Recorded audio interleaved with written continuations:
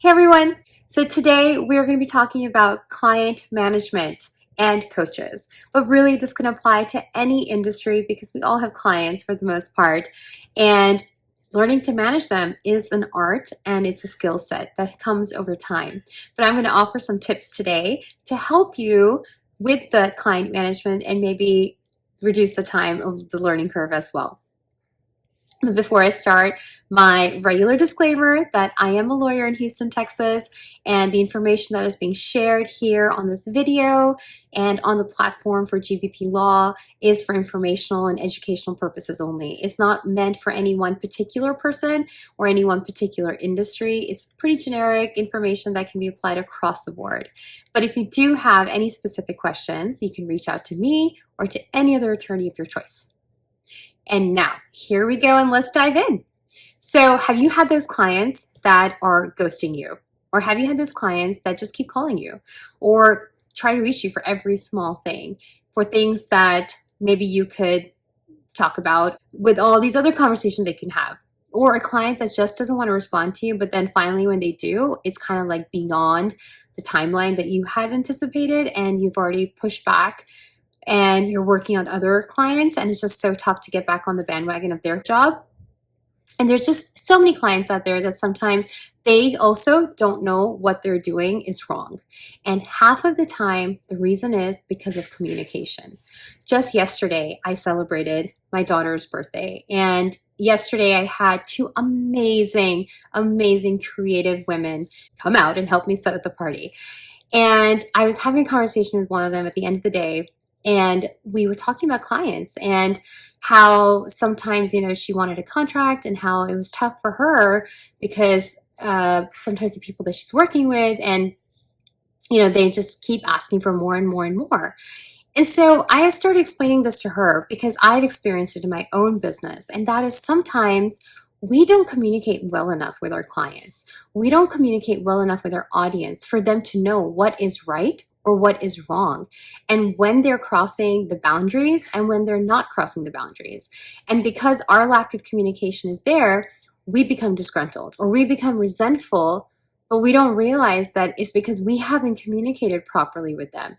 And if we communicate from the beginning, it might not even happen. And if it does happen, then you can still somehow set the parameters and have a conversation if you need to. But addressing it in the beginning of the relationship, during onboarding time and with your contracts, it's a lot of times you can avoid those problems. And so a lot of times I fault myself for it because I have not set the boundaries. I have not been clear. Maybe I was mumbling when I was trying to explain to them the boundaries because I myself felt awkward explaining it. Has that happened to you? That happens to me all the time sometimes. I feel awkward setting the boundaries. And that's real talk because it happens and it's so true. Because, we want to do our business, we want to make our clients happy, but at the same time, sometimes it's at the cost of us becoming unhappy, but then that translates into our work. So it's so important to have that communication with them from the beginning. And how do we do that? Number one, onboarding. It is so important to have those conversations with them. Tell them what you expect from them as a client. What are your expectations from them? What are their responsibilities? And communicate that information with them. Communicate with them when they can reach out to you, when they should and how they should reach out to you. Is it through text? Is it through email? Is it through a phone call? Or is it when something happens? So that way they also know how that they can reach you and you can gently nudge them in that direction too. So you don't feel bombarded with phone calls that can be answered through an email or that can be answered through a text message. And then another way in the onboarding system is to also tell them your process. Explain the process. How much time does it take for you to come back with something? Because sometimes people don't understand that. They don't understand it because they're not in the industry to understand it.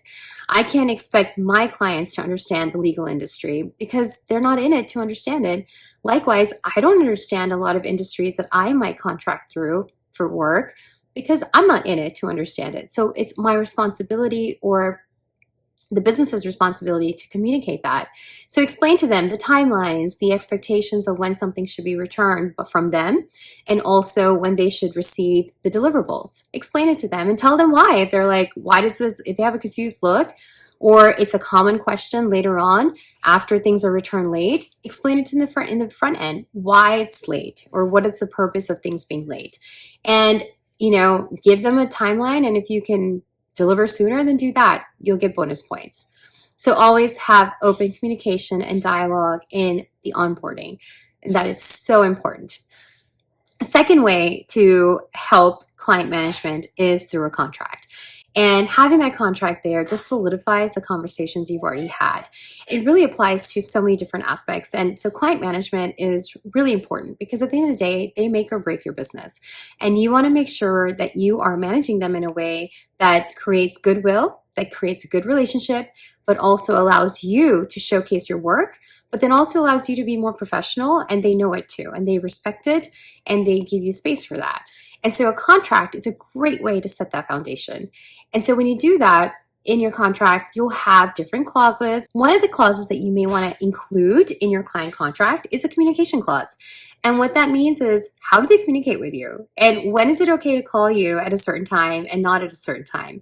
And if you are a coach and you offer so many hours during the month, and if they want to reach out to you beyond those hours, tell them how much it is per hour on a prorated basis, or tell them, hey, this comprises of coaching and this doesn't comprise of coaching. So if you're going to send me an email and you expect like a paragraph, 2, 3, 4 paragraph answers, that's coaching, and that's going to be deducting from your coaching hours.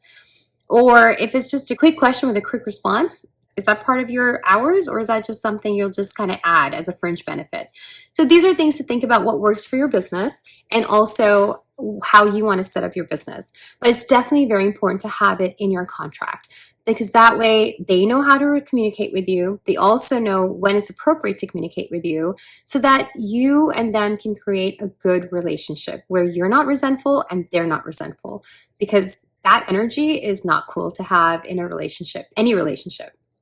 So first one is onboarding. Have clear communication with expectations and your business systems and your practices, timelines, and just what you expect in how their responsibilities are and what they follow through with.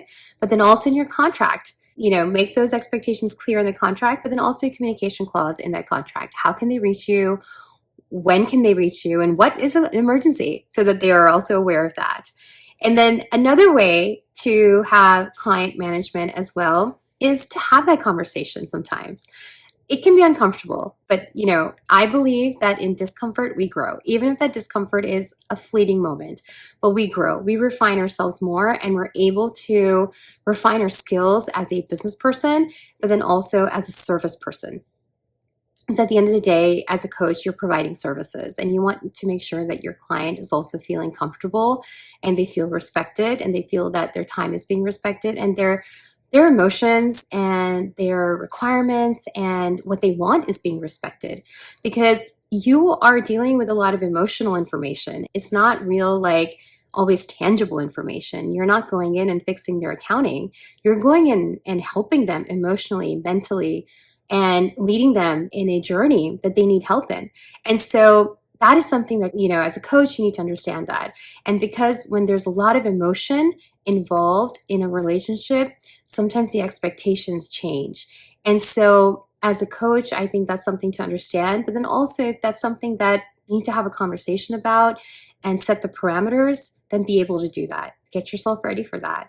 Because not only will that make you a better coach, but it'll also help you become a better business person. So while it might be just uncomfortable, but it's something that when you do have practice in it, it'll really help you reach different levels as well. So be open to those conversations. Even if your client brings it up, be open to them and understand that there's so much emotion coming with it. And so it's not about, not to take it personally per se, but to really be open to their needs as well. I always believe that feedback, whether it's positive or negative, is a room for us to improve, especially if it's negative criticism, because that way we also know where the holes are and where there's miscommunication. And so it helps us make our business better and solidify our business better. And I encourage you guys to have that communication open. And I think ultimately that's what client management is all about, having open communication and being able to manage that relationship in a way where you can communicate and you can also achieve the results that you want. So I hope that was helpful. I'll see you guys later. Bye.